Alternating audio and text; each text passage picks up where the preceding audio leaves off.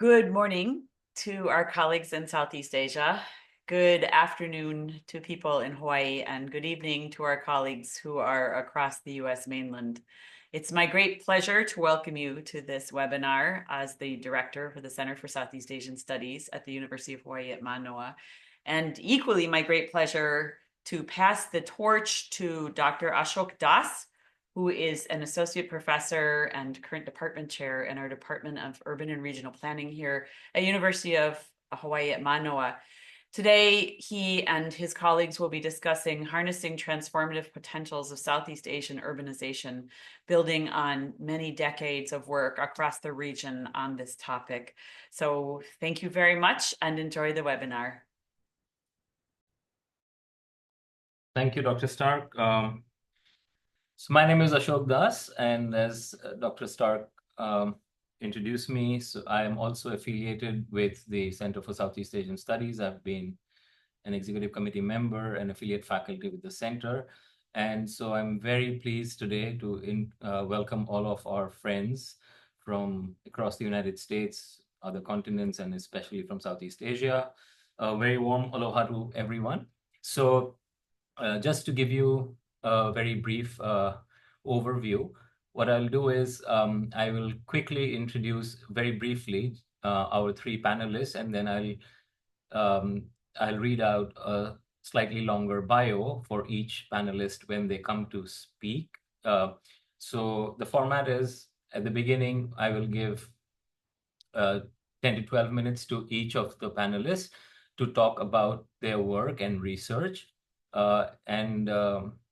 It's really nice that we will be hearing from multiple countries because each of our panelists has worked in different countries and has expertise in a specific or more than one Southeast Asian sort of context. So anyway, so our three panelists today are, first is Dr. Wetam Jem from Arizona State University. And then we will have Ahmad Rifai, who is the executive director and co-founder of a wonderful NGO called Kota in Indonesia. And also Dr. Yanjun Sai, who is a research fellow at the Lee Kuan Yew Center for Innovative Cities in Singapore currently. So anyway, so we'll go in that order. So now let me just also read out the bio for Dr. Wetam Jem. So Dr. Wetam Jem is an assistant professor in the School of Geographical Sciences and Urban Planning at Arizona State University. Dr. Jem holds a PhD in urban planning from the University of Southern California and a degree in political science from Sciences Po Rennes. Her research explores how vulnerable urban residents experience mobility transitions and new technology adoption. She explores the effects of new technologies on space and society. In her award-winning dissertation, she developed a theory of productive frictions to explain how motorbike mobility in Vietnam produces high opportunities for commercial and social interactions on city streets. So without further ado, I will invite Dr. Jem to talk about her research, and I think she's going to show us some slides, so I believe she can share her own screen. So we'll see how this works. Thank you very much, Ashok, for this introduction. It's really nice to sit on this prestigious panel tonight. So hi to the attendants. And so let's see how this works. If I do this, are you able to see my slides or my notes? right now we are seeing your notes. Okay, so let's see if I do this. Yes. Let's see how it works. Still seeing my notes. All right, so maybe I need to change something a little bit.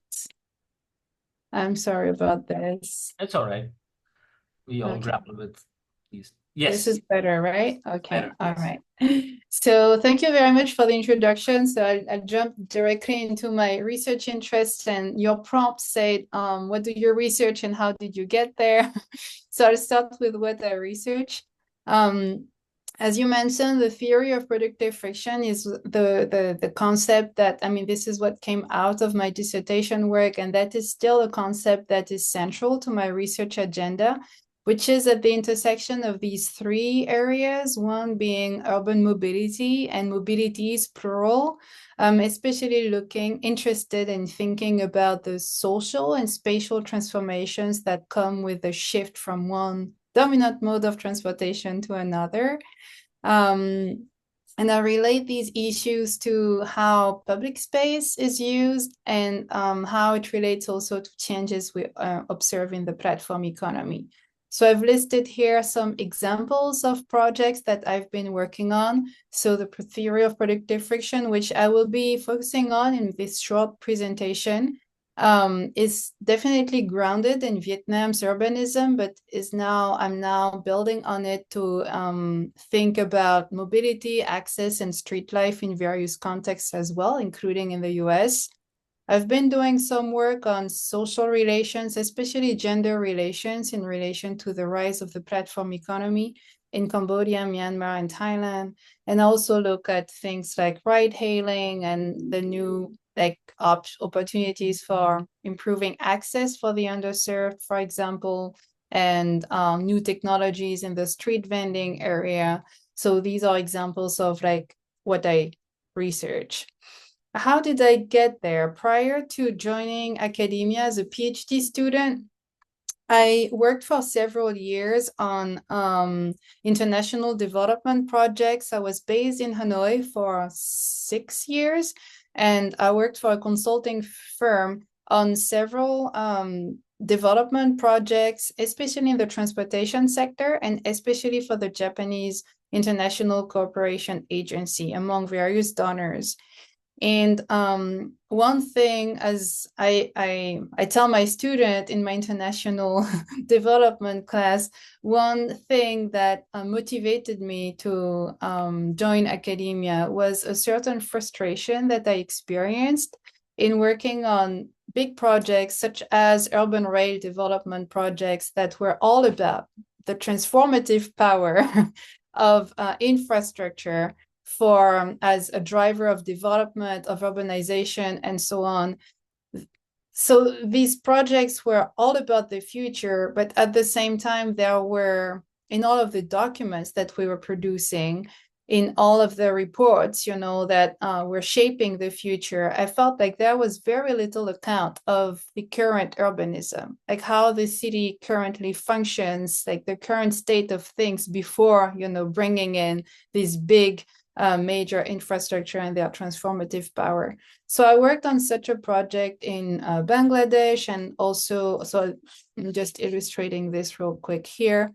I was quite involved in the mass rapid transit system development of the project in Hanoi and in Vietnam, so the two largest cities of, and Ho Chi Minh City, the two largest cities of Vietnam.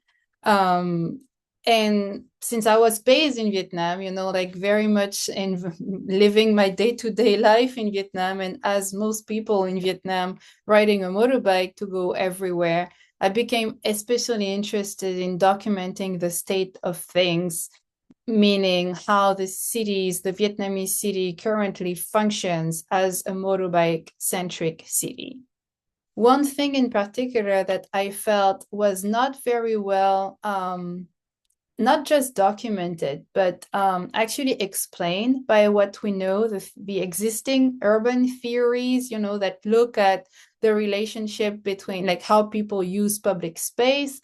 In particular, I felt like this very interaction that I have pictured here was not very well explained by neither what we know in transportation studies, where we tend to think as transportation as what we call a derived demand, meaning that people will choose a mode of transportation and will move around as a result of wanting to be at a destination.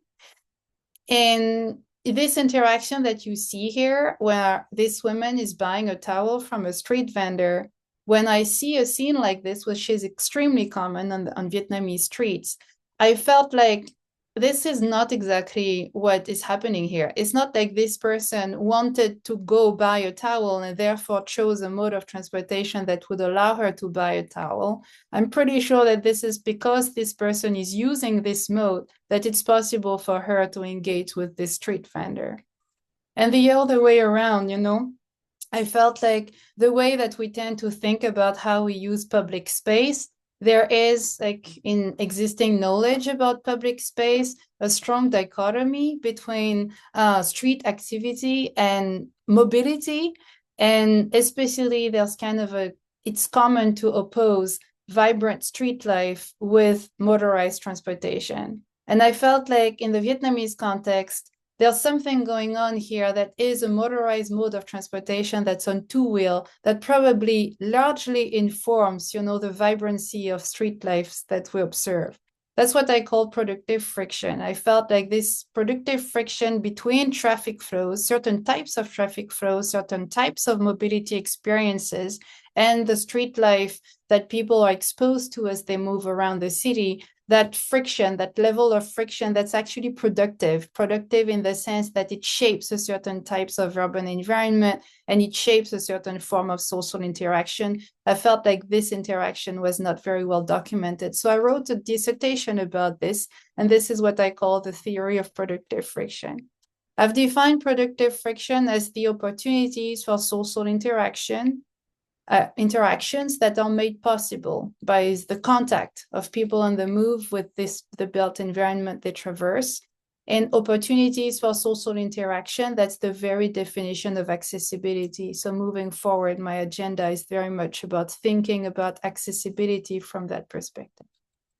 I don't know how I am on time. I don't want to take too much time, but I want to just illustrate here that I've done lots of different empirical analysis demonstrating that people who experience high levels of productive friction, so typically my motorbike riders on the narrow streets of Vietnam, as a result of that experience, have much richer opportunities for social interaction than non-motorbike users. If you look at non-motorbike users, whether they're regardless of what mode they use, it's not really about the mode. It's really about this possibility of interacting with the environment. Whether they take the bus, they walk around, they drive around. People who are non-motorbike riders tend to have much simpler mobility patterns or throughout the day, and as a result, participate in much fewer activities. I'll illustrate this real quick. I started this investigation building on data from 2014, which I see as motorbike peak, because this is productive friction peak, actually, because this was motorbike peak. We had 71% of commuters who were using the motorbike, and 7% add to this 7% as passengers and 2% as passengers, and 7% where the motorbike is only part of the modes that they use. And I call this production peak. So at the time, Ho Chi Minh City was as motorbike dependent as American cities are today. And the motorbike was especially appropriate in a context where 85% of the entire street network is made of narrow alleyways, like the one you have at the bottom right of the screen. So this is an entire street network that's actually poorly accessible to cars and not accessible directly by transit. And the rest of the streets, like larger, even narrow streets or larger boulevards, are typically lined with ground floor retail. So people are circulating a giant drive-through. So having that mode that allows for direct, very easy stops and direct interactions with what happens in the built environment largely explains why there is so much street commerce going on. What happens since is the advent of new mobility, starting with the car, so more and more cars on the streets, the development of what is supposed to become the largest mass rapid transit system in Southeast Asia. And I read those evolutions as a change from what I see with motorbikes on the streets as continuous productive friction along the way to completely disconnected friction in a context where the cars come in, where the streets are narrow, a large section of the street network is not accessible, and there's just no parking available. Riding a car is just like driving through a tunnel. And this continuous productive friction with mass transit coming in, where I anticipate a restructuration of opportunities for social interaction around transit stations, but kind of like the tunnel effect in between. So I think I can stop here and take it from there as we discuss the transformative power of these. I will be focusing on these new modes of transportation coming in and what it means for urban life in Vietnam. Thank you, Dr. Jam. That was really fascinating. I think that brief insight into something what I think most people have not viewed it as such. So I deliberately waited until the end of the first presentation in order to tell our audience what we are focusing on today, because I knew that maybe some people would be joining in as we start. So the premise or the motivation for this webinar is to sort of discuss some of the seen or known and some of the unseen potentials that are happening because of the very rapid and large-scale urbanization that is underway in much of developing Asia. And people generally think of most of the problems and challenges that come with it. I mean, most people have opinions or perceptions about these, but I think there are also a lot of these hidden potentials. And I think all our panelists are going to talk about some of these sort of lesser appreciated sort of potentials, which may or may not be very evident right now, but going forward might actually be significant in sort of transforming sort of cities in Southeast Asia and in the global South more generally. So thank you for that introduction, and that was very illustrative of the point that I was trying to make here. So our next speaker, our next panelist is Ahmad Rifai. Ahmad Rifai is a fascinating personality. He's the co-founder and executive director of Kota, which is an Indonesian NGO that works on urban affairs and is headquartered in the city of Surakarta or Solo in central Java. He started his career as an activist organizing urban marginal groups. This was after the fall of a long sort of stint of dictatorship and a very rapid transition to decentralization and democratization in Indonesia in 1998, 99.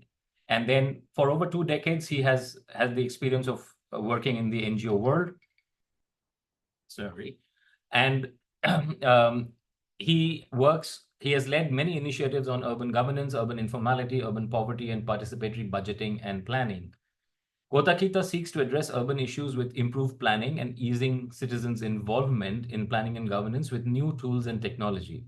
Kita's Urban Citizenship Academy trains the next generation of civil society stewards in Indonesia and elsewhere. And he also has rich experience working with several global institutions such as UN Habitat, UNDP, and the ILO, International Labour Organization, just to name a few. He holds an MA degree from the Universitas Islam Negeri or UNI in Yogyakarta and an MSc in Social Development Practices from the Development Planning Unit of the University College London, where he was a Chevening Scholar. So I'm very pleased to invite Ahmad Rifai to sort of tell us about his work and his trajectory. You are muted, Ahmad Rifai.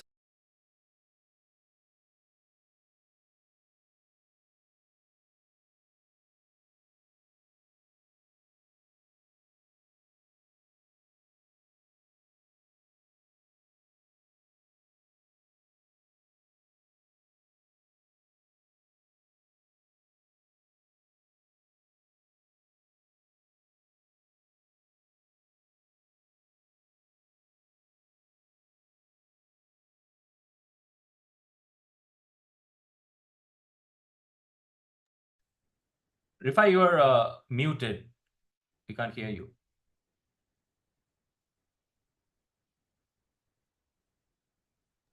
I'm sorry, I'm a little bit I will share again my screen.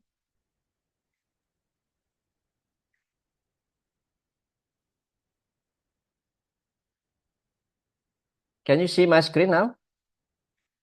Yes, we can. Yeah. Okay. Thank you very much, Ashok, for introducing me. A nice introduction.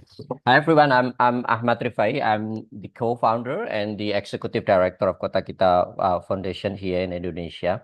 So basically, I'm sorry because I haven't shared my presentation to the committee of this webinar because I just arrived from Cairo a few days ago, and then involving in the workshop in Jakarta. I just arrived in my city right now. So I think what I like to share is then one part of our work in Kota Kita. So I would like to introduce first Kota Kita Foundation. So this organization is basically an NGO based in Surakarta, and we work in urban planning and citizen participation and the design of and development of the city. Basically, now we have three kind of major work, which we call as an urban governance, and then urban inclusivity, and urban resilience. Which in the governance sector, we work a lot on developing tools to engage and working with our government and also with local community to work together in influencing the process of participatory planning and participatory design of our city. Meanwhile, in the inclusivity work, Kota Kita work a lot on kind of facilitating the work, especially with those who are marginalized from the city process. For example, person with disability, and then working with youth and working with children and also women in the city. While the last one is urban resilient, we work mostly in relation to climate change. So this today presentation that I would share mostly related to the work of the climate resilience team in Kota Kita. So this is just the background about Indonesia. So we have kind of Indonesia is rapidly now urbanizing, I think. So we have around 514 kota and kabupaten. So it include actually cities and municipality. So around 100 of them are what is the city, which is like now very rapidly urbanizing as well. This is so just the context. If I want to say it's like the rise of the urban challenge in Indonesia. So if because it's keep urbanizing and issues around traffic and then waste and then like informal kind of informality, and also you can see here picture around how people get kind of a difficulty in accessing water in most of informal settlement. And you can see also the picture from Banjarmasin, where cities like Banjarmasin now also struggling with the rise of urban informality, especially along the river bank. I can see also one of the concern of Kota Kita as well is how we focusing on facilitating and helping those who are most marginalized community, which are not involved in the development process. You can see like this kind of person with disability in the city, especially, are most kind of impacted by the kind of development that are not in favor to kind of they need. And also they say, for example, we found like in many cities there are not enough kind of infrastructure that are accessible for person with disability, and many other issues that we can see. Just give a slight context around this kind of presentation, especially regarding resilience in the city. So this is just a very kind of broad kind of overview about Indonesia and its archipelago. So most of the city in Indonesia is actually city that located in low-lying area, which is in a coastal line of Indonesian kind of island. So they are very prone and under threat of climate change, urban growth, and an institutional kind of challenge as well, as they also have like the transition from the kind of in the past with undemocratic kind of governance. Now we have new local autonomy, and it's still there is a problem around institutional challenge in our city as well. At the same time, there is also knowledge gap on climate change and how it's affect the city future. So, for example, this picture I took from the city of Manado in Sulawesi. So this picture shows how like people still actually do not really understand how to cope with climate change challenge, especially the fact that they're still kind of practicing like throwing their trash to the rivers, for example. And amazingly, like in Banjarmasin, when we found like people keep throwing their trash to the river, they still believe that the river can consume and processing it itself. So there is still a very a huge gap on the context of knowledge to address this climate change between people in the ground and also at a high level kind of government official especially. And at the same time, this is also the issue, the under-resourced city, highly dependent on national government and lead to top-down planning and little participation from local government, especially the impacted community. We can see this picture. There are many projects in the local level that actually come from the national government top-down. And at the same time, there are very limited kind of, participation from the local government and then also the local community, which is make it the project are not sustainable in the context of the future, facing the future challenge of Indonesian cities as well. Your communities experience the impact of climate change, but they are not empowered to address larger phenomena. You can see there are many. This picture is just one of the issue that we face in many coastal cities in Indonesia. So this picture from Semarang, actually, there are already many of the villages actually abandoned and left by their community. So they are actually sinking city already. So in if you visited Semarang, Pekalongan, and some other city in the north coastal in Java, you can see this kind of picture in many places in Indonesia as well. Including this kind of many problem around loss of job and subsidence, increasing burden for women, especially they work extra, and then this kind of, because lack of accessibility to clean water, and then people have to access water from many kind of sources that increase their burden, including cost of the increase the cost of buying water as well. This is also some other picture that we can see. This is in Semarang. And I think what I would like to share, because we're NGO and we mostly work in the ground with the community, we have some experience to share with you here. Some of the experience where Kota Kita work. First of all, when we work with community, we always like use this kind of approach where community-based data collection and survey. We started from this every time we come and work with our community.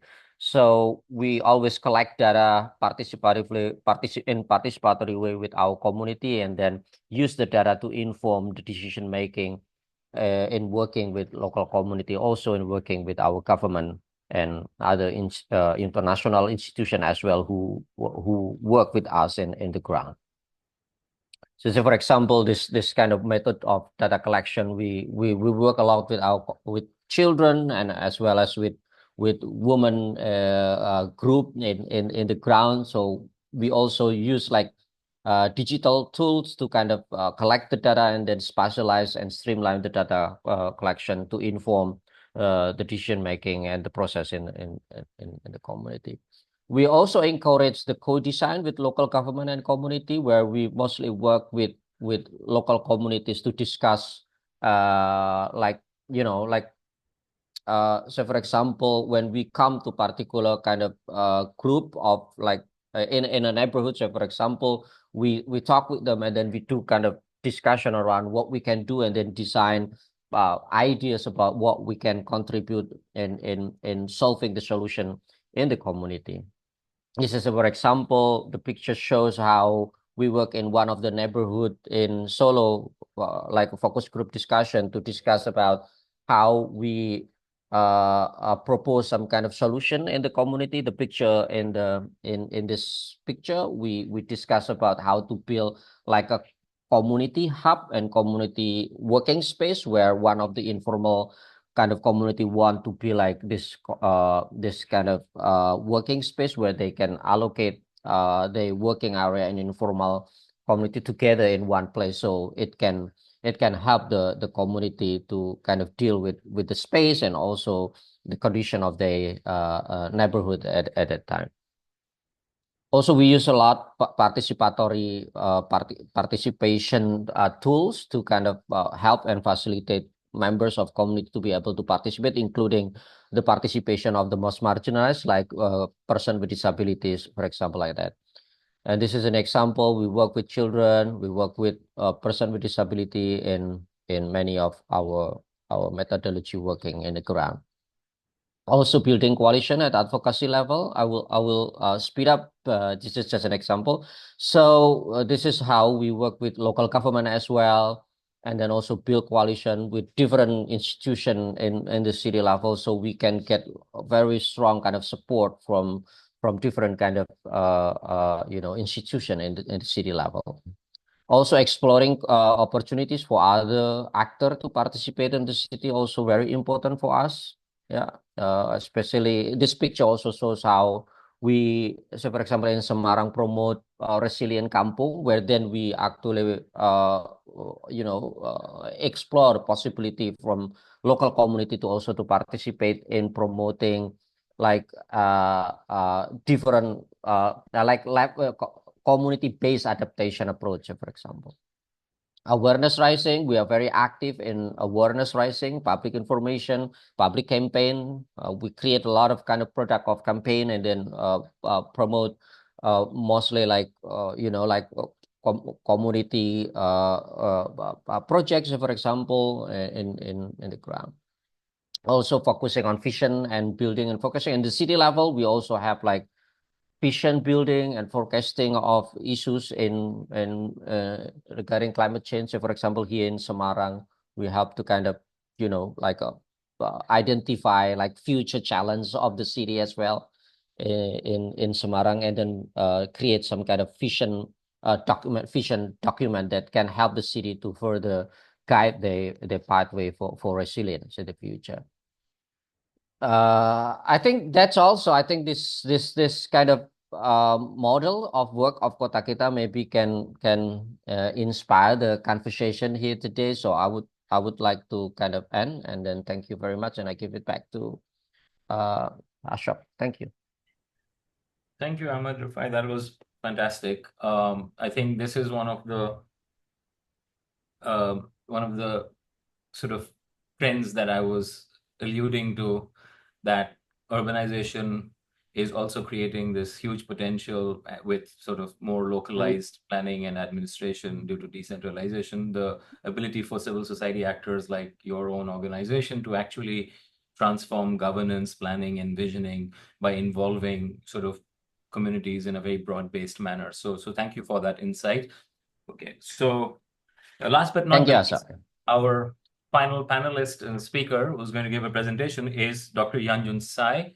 I'm especially proud to introduce Yanjun Tsai because she's an alumna of the University of Hawaii at Manoa and a graduate of our department's PhD program. So currently, Dr. Tsai is a research fellow at the Lee Kuan Yew Center for Innovative Cities in Singapore. Prior to this, she was teaching at the Sun Yat-sen University in Guangzhou, China. And her research explores dimensions of urban resilience and sustainability with facing climate change and digital transformation, and especially paying additional attention to disadvantaged populations. Her research emphasizes how mixed methods, including innovative methods like photo voice, can be applied to digitalize innovative pedagogy and urban governance in the Asia-Pacific region. Her research has explored climate change adaptation in metropolitan Manila, where communities face frequent flood risks, social entrepreneurship of informal waste recycling among ethnic minority women in peri-urban Yangon in Myanmar, and nature-based solutions for sociocultural resilience in Guangzhou's aging districts. Those are just a snapshot of the various things that Dr. Tsai has been doing. She holds a PhD, like I said, in urban and regional planning from the University of Hawaii Manoa, an MA in sociology also from the University of Hawaii at Manoa, and MA in cultural management from the Chinese University of Hong Kong, and a BA in Chinese Language and Literature from Beijing Normal University. So please welcome Dr. Yanjun Tsai.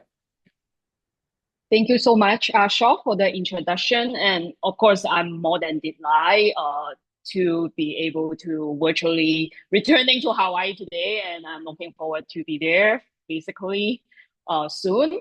So let me just share my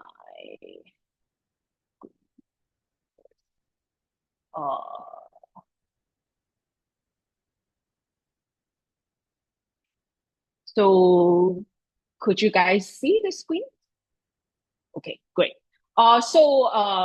First of all, I would just like to highlight that my opinions are mine. I'm not representing any groups or institutes today. And so, in the past decade, I've been working on urban sustainability and resilience facing disturbances, including climate change and digital transformation. As Asha mentioned earlier, I focus on researching with disadvantaged population in the Asia Pacific, including women and older adults, by applying a mixed method approach, including photo voice engaging with social media, semi-structured interviews, online questionnaires, and content analysis through data mining. In this way, I explore a number of critical themes, including vulnerability assessment, social capital, participatory planning, gender, and digital governance. A major component of my research focus on climate resilience in Southeast Asia. In particularly, I had working with informal urban settings who engaging with community groups, NGOs, and social enterprises in Manila, Cebu, Yangon, and Battambang. And the results indicate how multifaceted, nonlinear, and unpredictable risks are becoming the new normal in the region. And climate hazard generate disproportional risks and challenges to these disadvantaged populations. In the face of digital transformation, meanwhile, social media plays a significant role in resilient governance, while the negative impacts are not well addressed for the moment in many areas. And among these disadvantaged populations, indifference and passive resistance are prevailing, hindering effective resilient building efforts. So I started actually my academic journey in the Philippines through using photo voice engaging with Facebook. Photo voice is a participatory action research method. In particular, I sent out the smartphones with 26 residents in three different informal urban communities in metropolitan Manila and Cebu. And I asked these participants to take photos as well as generate accompanying narratives and upload it to our Facebook group. And for this 15-month field work, there are more than 4,000 photo stories uploaded. By using these participatory engaging with social media method, it indicates how participatory climate resilience beyond borders could occur, highlighting place-based knowledge making, as well as how bonding, bridging, and linking social capital could occur through the social media platform. Of course, the geographical contribution, including how vulnerability assessment could be generated or made through the perspective of these disadvantaged populations. And the great learnings or reflections have been actually lingering in my academic journey. Actually, participants play a vital role in photo voice projects, just like many other participatory projects. However, not every participant could or would actively engage in the research. And some topics could not be documented. and many participants would remain silent during this process. And under the existing power structure, one has to acknowledge that the information presented is as important as the invisible ones. And continue my journey in Southeast Asia, I conducted or try to use photo voice to explore climate resilience and resistance in Myanmar through this peri-urban community engagement in Yangon. However, due to various reasons, actually the photo voice method failed. And so I just adapt to individual interviews and participant observation to engage with 26 female community residents who are interacting with this social enterprise called Chuchu in Dala, Yangon. So the interview are from different occupational background, aging from 21 to 67, with different religious backgrounds as well. And the results indicate how climate resilience generates disproportionate risk and challenge to women. And women are assumed to be more responsible for tackling disturbances domestically, while women are often more engaging with community activities beyond their households. Women presented more efforts for problem solving than their male counterparts. Meanwhile, direct resistance and confrontation toward existing political structures are prevailing. Indifference and passive resistance factually hinder governmental work and any organizational efforts. And the dynamics within governmental agencies are in many nuances, including disencouragement and saving face. And the foreign connections possibly led to the local population to linking to this social enterprise with the dominant power. That is, a major component of my research engaging with climate resilience.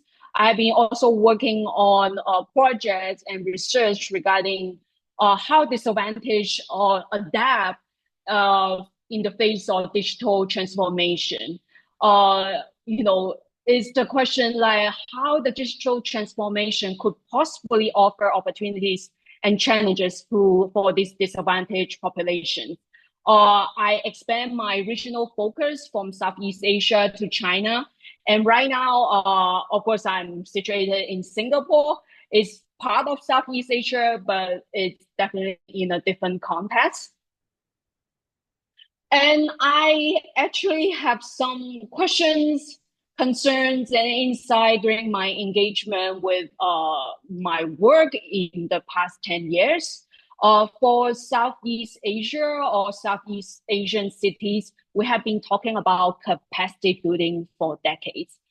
When can it come to the end? Or we have to conduct capacity building forever?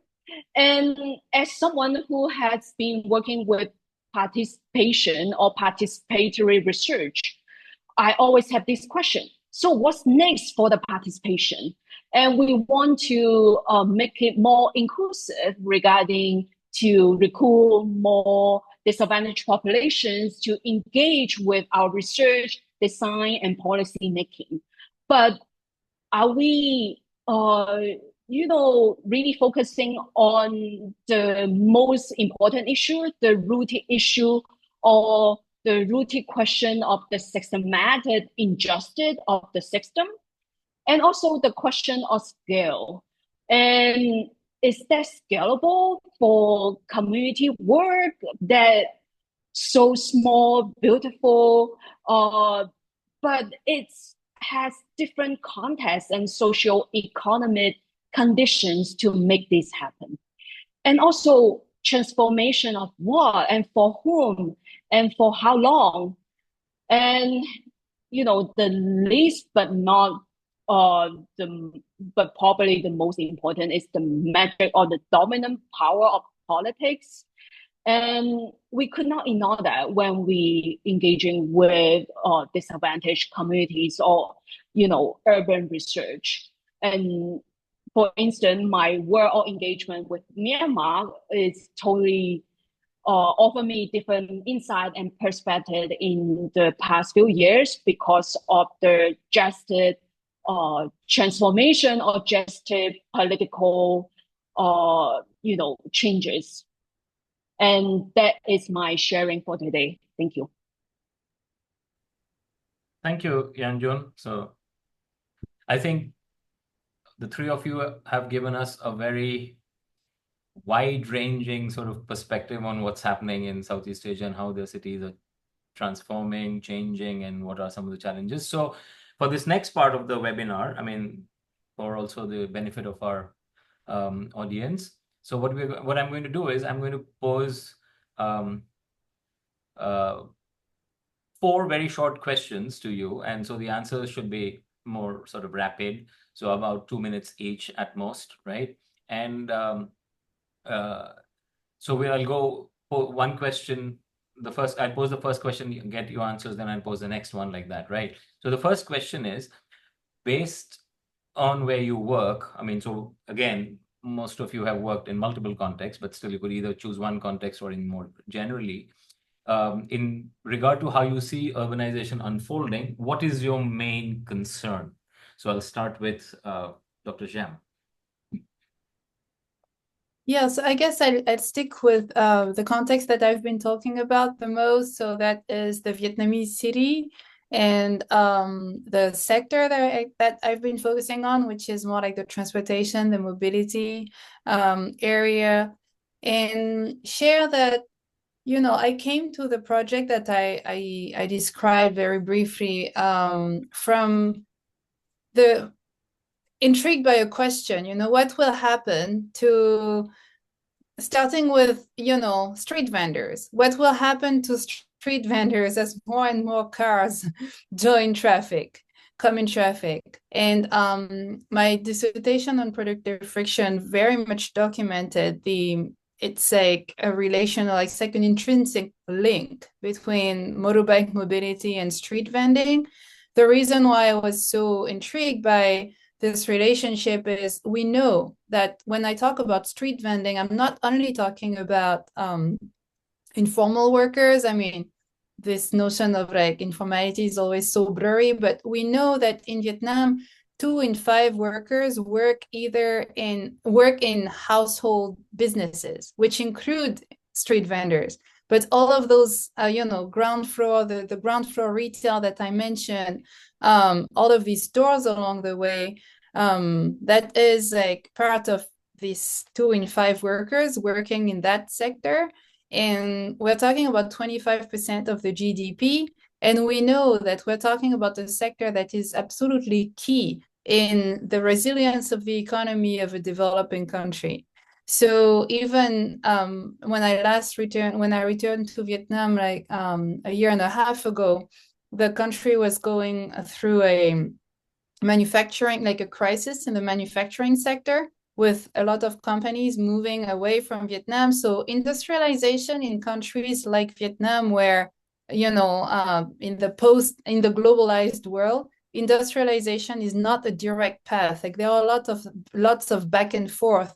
And right now, Vietnam is at a stage of urbanization and development where industrialization is it's kind of hard. Wages are getting higher. So a lot of companies are moving to cheaper countries.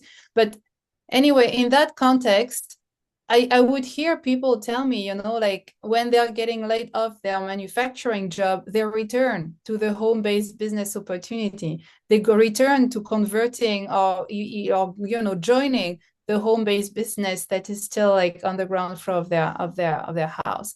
So definitely my main concern is I was originally motivated by this major concern, which is as you have more and more cars on the streets, more and more people in that mobility experience where there's very little opportunity for interacting with the environment, for supporting all of this street commerce, and therefore, helping. That is the people's livelihood for a large share of the population, what will happen?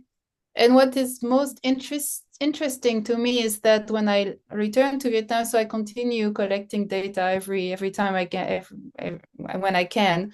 So it's like ultimately, I'm hoping to write something that will be more like following this transition over a decade or more. But when I returned last time, I realized that maybe the car, I mean, at least in the short term, is not the most transformative.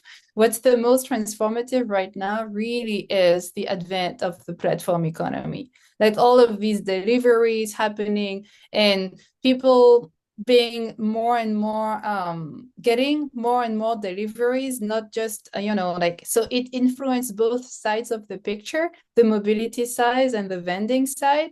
And I would hear people tell me, like where they used to, like people working in office buildings at lunchtime, what even just 5 years ago the habit would be to get together and walk around and go to the closest noodle soup shop or somewhere to grab lunch together. So this was the geography of places where people just go grab lunch. Now at lunchtime, you have a dozen or more delivery guys at any point in time who are delivering food. So the geography of like the places where people consume from is completely reshuffled with the advent of the platform economy, which grows much faster there than it grows in the West. So that would be my short answer. Thank you, Vetam. I think that's an excellent observation. And maybe now, again, moving on to Ahmad Rifai, I think so. I think Indonesia is a context which is on the exact things that you mentioned, maybe a little ahead of the curve. They've got like a mix of a lot of cars and a lot of motorbikes and a lot of platform economy. I think that's what he's going to talk about.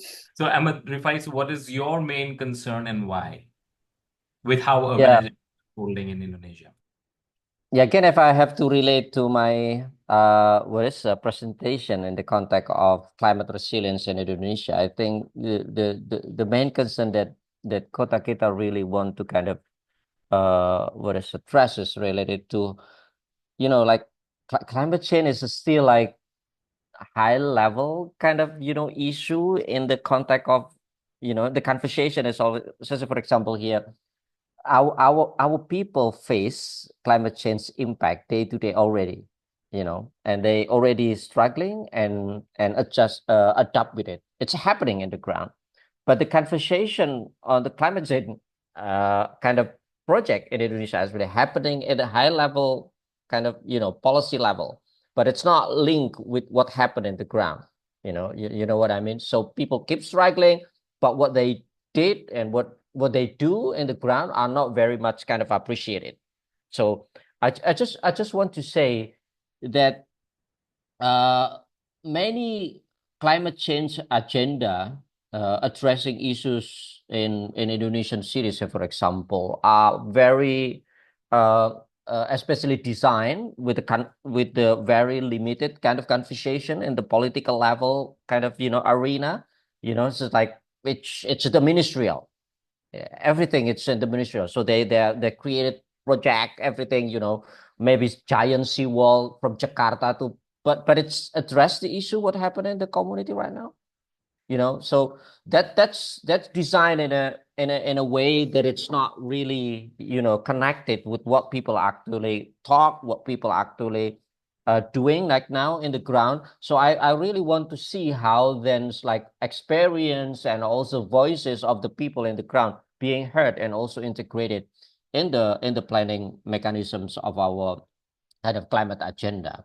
So Kota Kita, so for example, now focusing a lot on the framing climate kind of justice with right to the city and how people can talk and mobilize the kind of voices to be able to influence the decision making at the high level.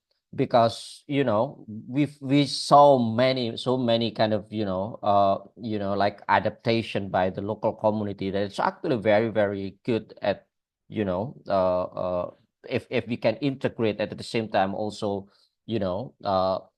bridging between what the government do with many infrastructure project with what the people can do at the very grounded level. So, for example, community-based adaptation. So, for example, like that. So that's apart from so many concerns of Kota kita have to deal, Ashok. So, thank you. So thank you, Rifai. So I mean, so your main concern is that how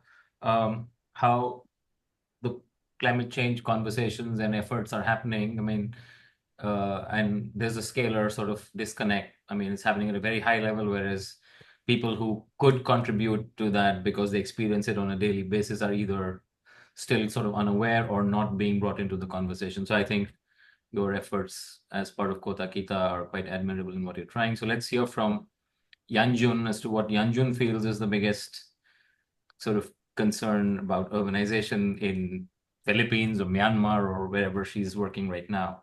Yeah. Yeah, sure. Just according to my exposure in Southeast Asia and China, I think urbanization not only about more and more places are becoming cities, but also more and more spaces and places are urbanized culturally, economically, and socially. So I think my concern is the lacking of diversity of discourses and spatial arrangement. And it's kind of a reflection of, the injustice embedded in our current power dynamics or existing social orders. And for instance, in the age of algorithm and AI, and more places are becoming the same and lacking their own uniqueness. And also, yeah, for instance, the platform economy offers more jobs, but are they high quality jobs or are they just bringing more precarity? So I think my concern is, the lacking of diversity as well as, the embedded injustice, especially in the face of digital transformation. Thank you, Yanjun. So if I sort of would paraphrase it, I mean, so you are concerned about how urbanization is leading to a certain homogeneity across various aspects of urban life or the social life in general, as well as kind of the precarity it is bringing into the sort of labor and employment sector.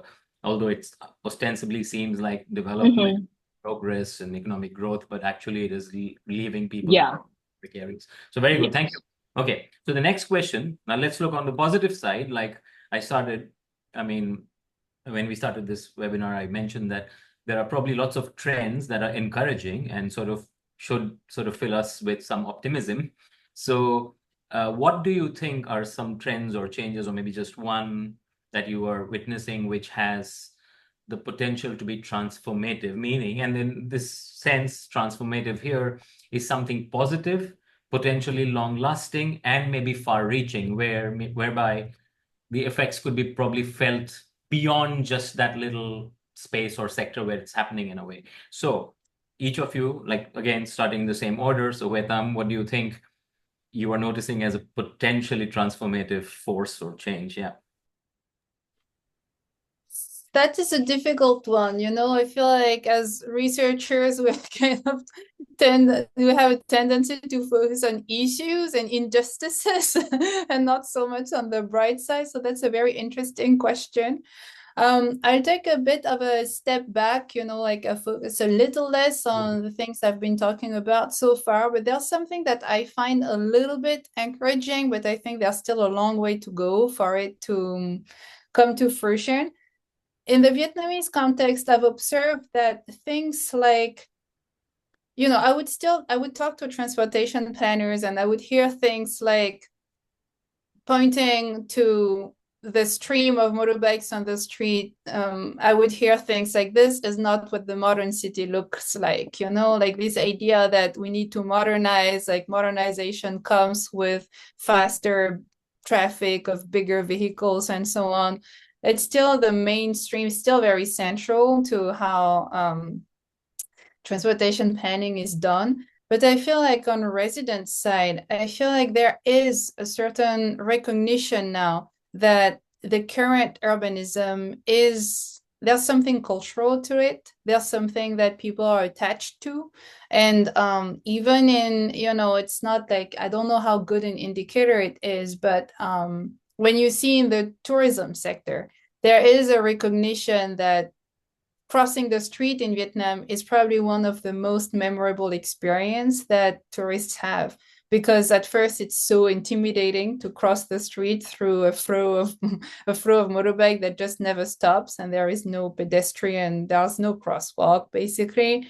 But at the end of the day, everyone manages to do it as long as traffic doesn't go too fast, and everyone is paying attention. There's something very typical to that experience, and in general to the experience of navigating the streets using the mode that everyone uses, and being able to stop and sit and eat something or drink something on the sidewalk and resume and move on.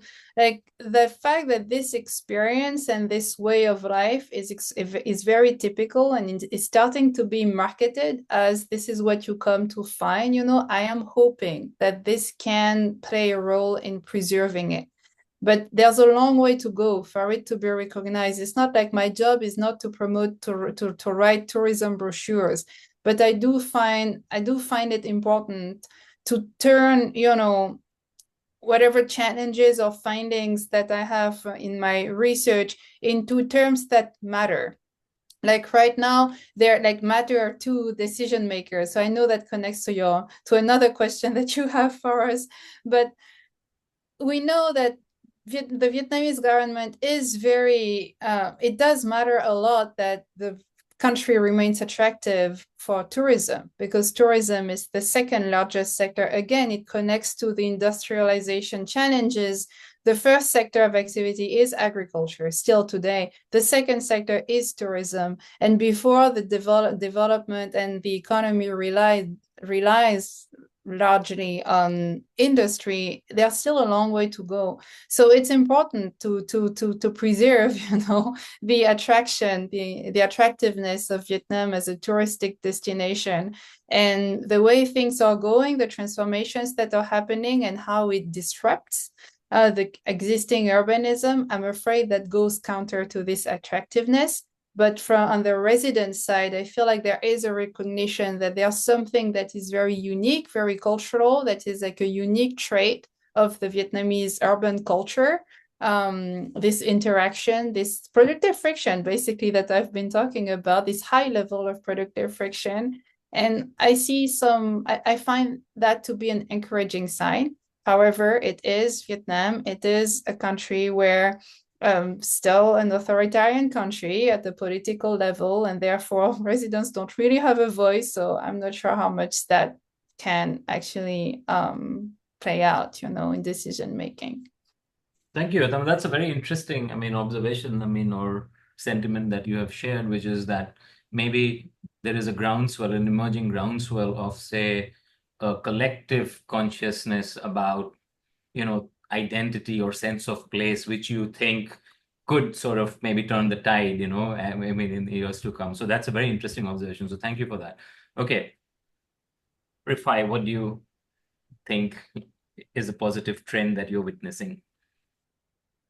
I think I would maybe see from the perspective of the rise of the new urban kind of movement in Indonesia. What I can see, what I would like to say is that in our work right now, we witness there are many kind of new kind of initiative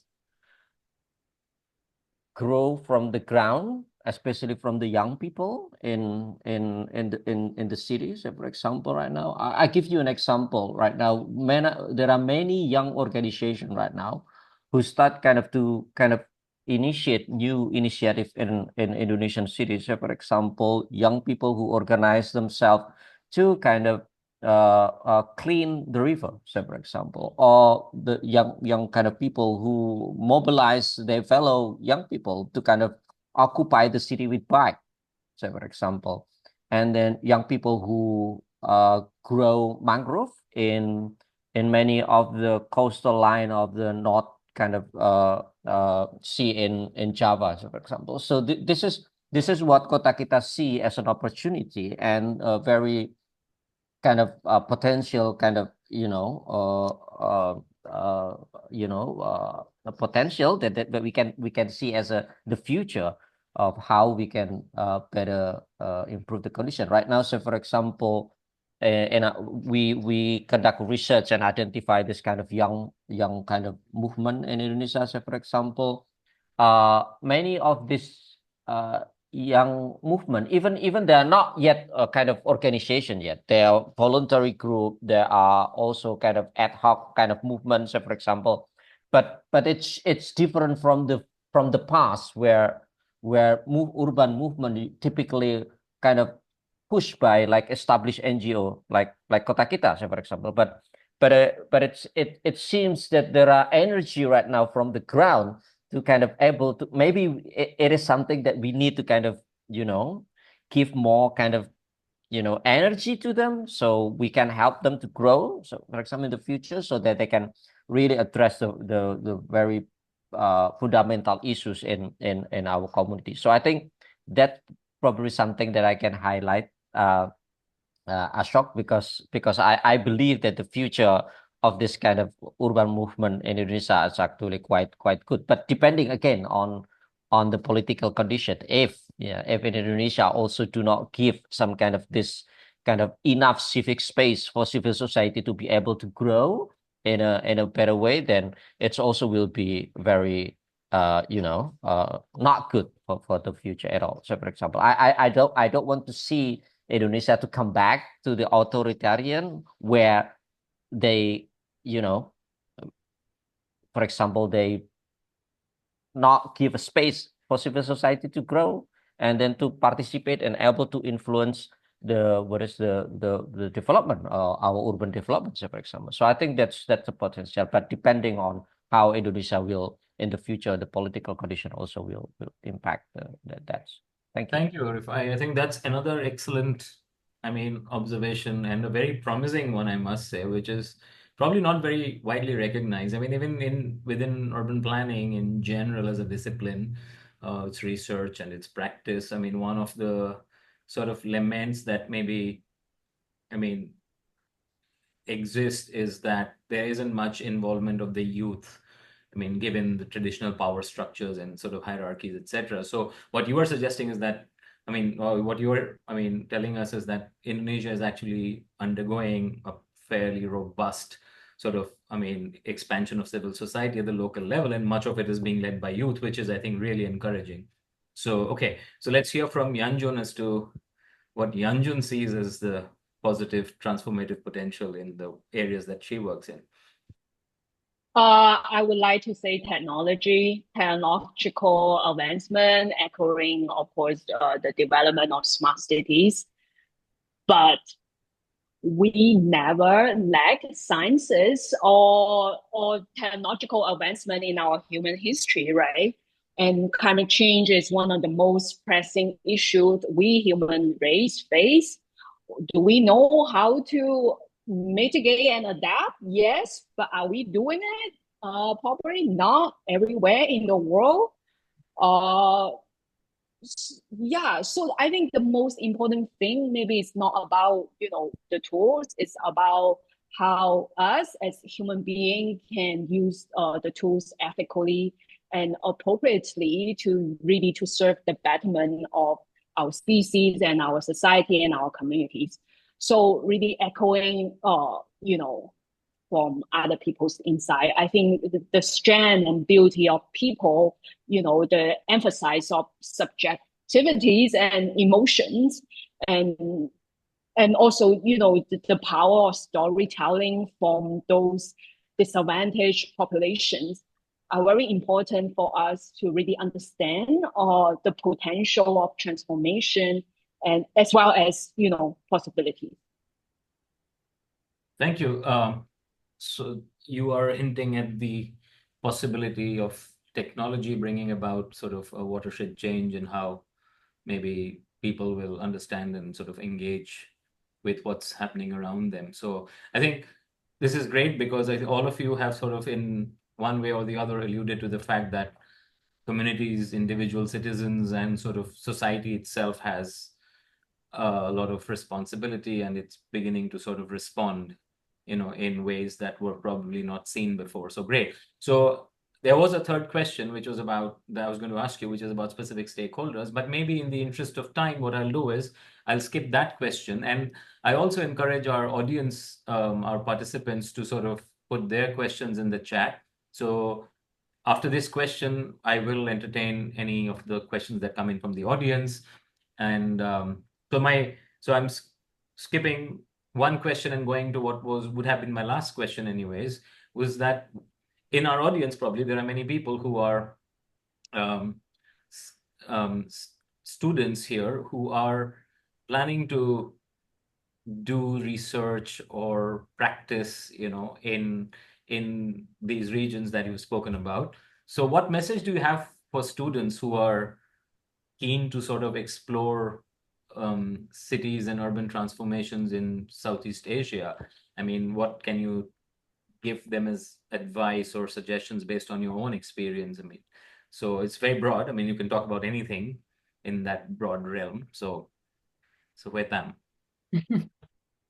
So one thing that I'm trying to push for is, I mean, I think my students should be in the attendance today, my international planning and development class. We talk a lot in theory about what it means to theorize from the global south, to learn from the global south about, what urbanization means, what cities mean, in light of the unique experience, the unique pace and scale of urbanization in the global south. I'm hoping that my work and the way that I'm moving forward with this research agenda ultimately is an example of what it's like to theorize from the global south. I'm quite confident now that I learned something about the interaction between people's mobility patterns and like the connection with the built environment that also helps explain what we observe in other cities. And so just to give you an example, I feel like the way that we think about the integration of mobility and land uses in general in cities, we tend to oppose motorized and non-motorized mode, thinking that motorized modes is all the bads are associated with it, starting with pollution, accidents, and so on and so forth. Whereas non-motorized modes are the ones that bring the vibrancy, the sustainability, the accessibility, equitable access, like all these good things that you want to see. And my argument, based on what I observed in Vietnam, is it's not so much about the mode, it's actually about the possibilities for people on the move to interact with their environment. And I'm hoping that ultimately we can start thinking about cities in terms of levels of friction, and not just, it does not serve only the future planning of Vietnamese cities, but I think cities in general would benefit from planning in terms of levels of friction to improve access, mobility, and street life for everyone. Thank you.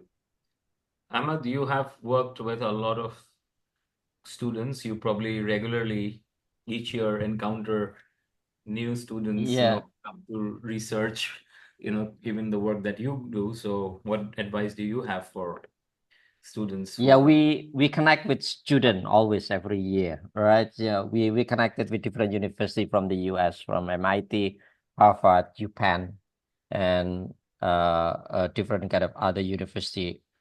We engage with them regularly in project or in research. So we also open to any opportunity if the student want to kind of engage in a project, but at the same time also combine the project with some kind of research purposes. So for example, that's very possible in Kota Kita. And I think it's very interesting, like a mutual relationship so far, Kota Kita with many students abroad as well who want to study about Indonesian urbanization. So, for example, and we take a lot also advantage of how this kind of research also can help us to kind of improve our work, but at the same time also use the research to also develop further kind of intervention. One of the example in back to kind of around 8 to 10 years maybe back, we actually have like two students from MIT work in Banjarmasin, and I engage with a very intense kind of participatory research, living in the community in Banjarmasin with our staff there. And actually, this project actually, allowing the student to engage in our project, but at the same time they have their own interests, kind of develop the research kind of proposal for their kind of thesis, and it's worked very well, because at the same time they create like their own kind of research based on that project, and then inform us around many things that we can do. But at the same time they also work with the community and then develop like very insightful project in Banjarmasin together with the local community there. And one of the project they won a kind of award from SOS in London at that time. So it's a very amazing project where they develop together a very kind of participatory placemaking project in Banjarmasin, so for example. So I'm very open to that, especially Kota Kita, and I encourage like students to also experience a first-hand kind of engagement with different kind of a community, and learn from there, and then bring their research further. Thank you.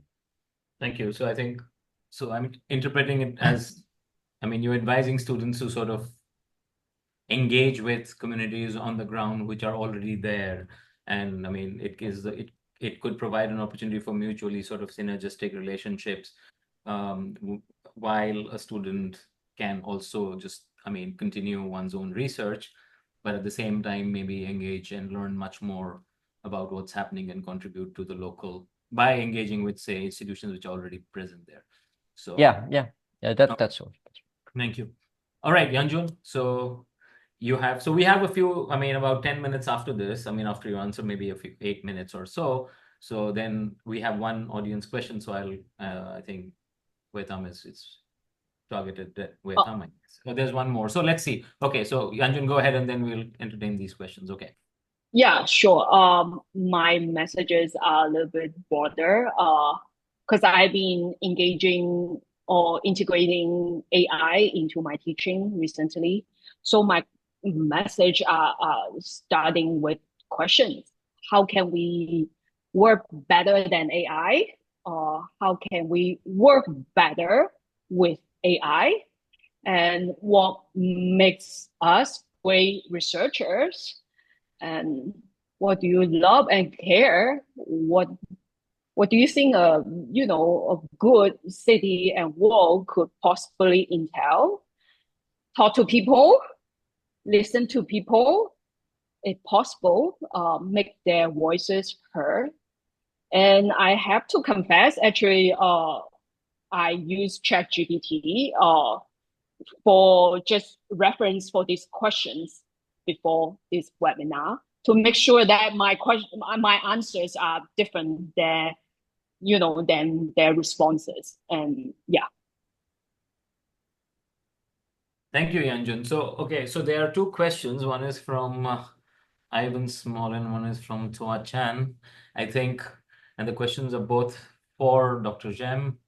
So I think broadly, the question is about, okay, I mean, firstly, they appreciated all your wonderful presentations. And then I think it's about recognizing or balancing, your sort of informal interactions, productive fictions versus the growing sort of threat of pollution on health and things like that, as well as maybe other modes of sort of transportation, so how do you so I mean, these are a little long, so I'm not reading them out, but I think I read the questions and I think I can address them both. Yeah. So thank you very much for the questions. And I think you guys can also do that. Yeah, I mean, you can also respond, because I think even Yanjun and Ahmad could probably, I mean, sort of can relate to these questions because they have also witnessed this. So it relates to technology and other sort of externalities of urbanization. So yeah, go ahead.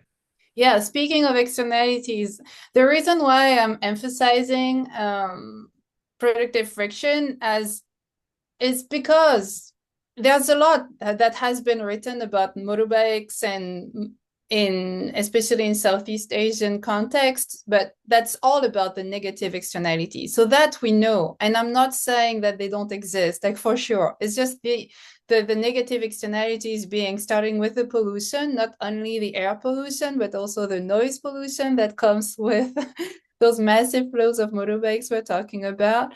The accidents, for sure, injuries have increased.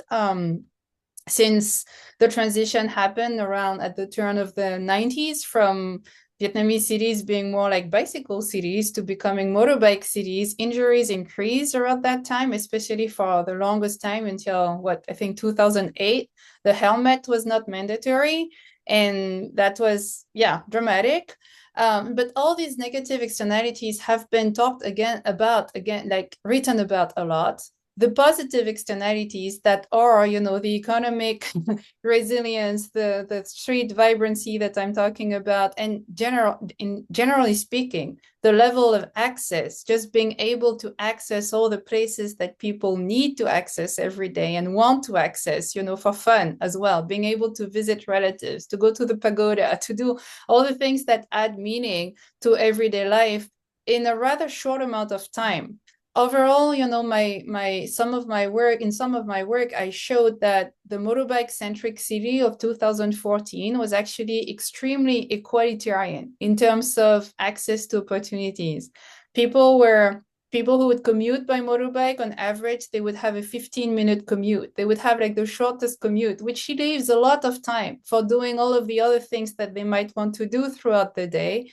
And that's something that we're not necessarily aware of, that a city that is where the dominant mode is a power two-wheeler mode, maybe tomorrow we can envision the e-bike city and it would work the same and it would be clean. We can envision the scooter city, e-scooter city. It would be clean and it would allow for a high level of productive friction as well.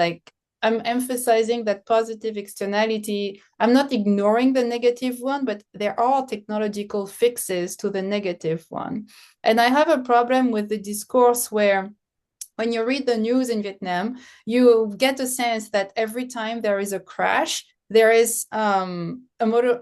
It's like you often read that every time there is a crash on the road, there will be, or every time there is a deadly crash, there is a motorcycle involved. But actually, two motorbikes that crash, it's not much. Typically, the injuries are not more severe than two bicycles that crash, But it's like when you have motorbikes and bigger modes, like bigger vehicles on the road, this is when it becomes really problematic. And ultimately, I totally hear Tua's comment. I didn't mean to say that people do not want the car. People definitely want the car. Like car sales have been skyrocketing. And, in my interviews, I hear people's motivations for buying a car is because they're tired of sitting breathing in the exhausts from all these motorbikes in traffic. They want their kids to be safer in traffic. And all of these are really understandable motivations for wanting to, when they can afford it, wanting to buy a car. The one thing that I found, however, is that people are attached to the way of life that the motorbike allows, especially this very high level of access that they have in the city, without necessarily, but that's just how it is. People don't think of transportation as a meaningful part of their day, But in my interviews, I would ask people, that's actually how I go about my interviews. I ask people to tell me about all the things they did the day before. And then I ask them about their plans for the future. And most people in the middle class or even across the board are talking about, in the future, I will buy a car, especially when you know that the government is planning on banning motorbikes from city centers, like in Hanoi and Ho Chi Minh City. So it's kind of like they see it as at some point I'll have to make that transition. But then for people, in general, I would ask, people to picture when you will be driving around, will you be able to go all the places you went to yesterday, And people would be like, yeah, sure, why not? But then when thinking about it, they would be like, well, no, I won't be able to have breakfast at that place. There's nowhere to park there. I won't be able to make like 7 stops along the way to buy my tofu from one vendor, my vegetables from another, and so on. Well, I guess I have breakfast at home and I'll buy everything from the supermarket, But that's not like a conscious, when they choose the car, they don't choose that new lifestyle. It's just the new lifestyle comes with the constraints of the car, from the fact that moving around in the car, you have much lower level of friction and therefore much lower access to all the things you're used to accessing. And I do think people are attached to that. Thank you, Vetam. Yanjun and Ahmad, do you want to quickly maybe add to that? I mean, basically conflicting realities of changes that you're witnessing, or say two sides of the same coin, which, I mean, for various reasons, like what Vetam has described, are hard to sort of, I mean, point in one way or the other. So Yeah, I think it's we just interesting. have to, I just wanted to, so very quick responses would be great. Yeah. Yeah, I'm a motorbike user as well, so I can understand how it's Convenient, right?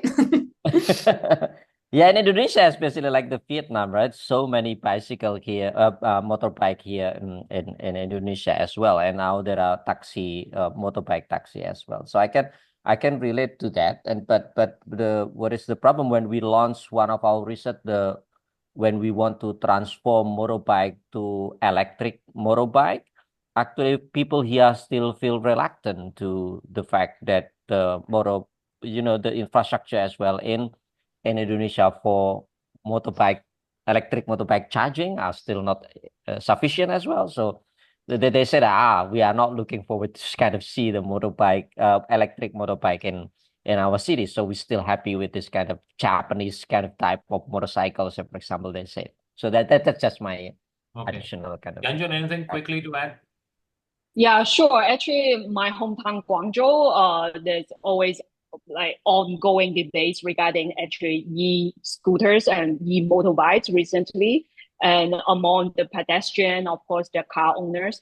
I think it's just like many urban issues, evolving different opinions and interests. There will be ongoing negotiation regarding different power structure. And of course, behind that, it's how the government or how the city want to promote economically. That will be another factor how it could be like resulted. Yeah. Okay. So thank you. We are just about out of time, so I will conclude the session. But before that, I just wanted to also make a note to thank Dr. Stark, the director of Center for Southeast Asian Studies, and Associate Director Dr. Terry Skillman, as well as the various graduate students who worked tirelessly behind the scenes to make this possible. So there are several of them, so I'm not going to name them individually. You have had the opportunity to interact with some of them via email, our panelists have. So I just wanted to sort of just summarize in conclusion. So I think what comes out of this very sort of stimulating discussion is the fact that maybe Asian urbanization or Southeast Asian urbanization and urbanisms are distinct from that of the rest of the world. And so one of the sort of increasing realizations is the fact that we have to even not just live with sort of urban informality in sort of a defeatist sense, but I think in a celebratory sense, because that is what actually makes for the identity, the culture, and the way of life. And although sort of Western urbanisms, I mean, have kind of mostly eliminated that, although they are, I mean, informality is also sort of reappearing in many of the Western cities or in more of the developed country cities. But I think we should sort of harness the positive potentials of what we see as more informal interactions, more informal relationships, and more informal processes and strategies. So I think that is a good lesson to sort of take away from this, is the fact that we can make cities better, but think of things a little more critically and sort of more carefully, and ensure that we continue to love the cities in Southeast Asia for what they have to offer us, and for what they sort of, or what we like them for. So with that, I would like to thank you all, our panelists, for providing us with a wonderful sort of a session, and to all the participants and those who asked us questions, etc. So with that, I think I just wanted to see, so our coordinators have said that these will be available on different sort of platforms, and I'm sure they will send you the links also via email to those who had registered into our panelists. So again, so as they say in Hawaii, mahalo nui loa, or thank you very much for doing this. Have a good night or have a good rest of the day in Southeast Asia. Okay, bye-bye. Mahalo. Bye-bye. Bye-bye. Thank you, everyone.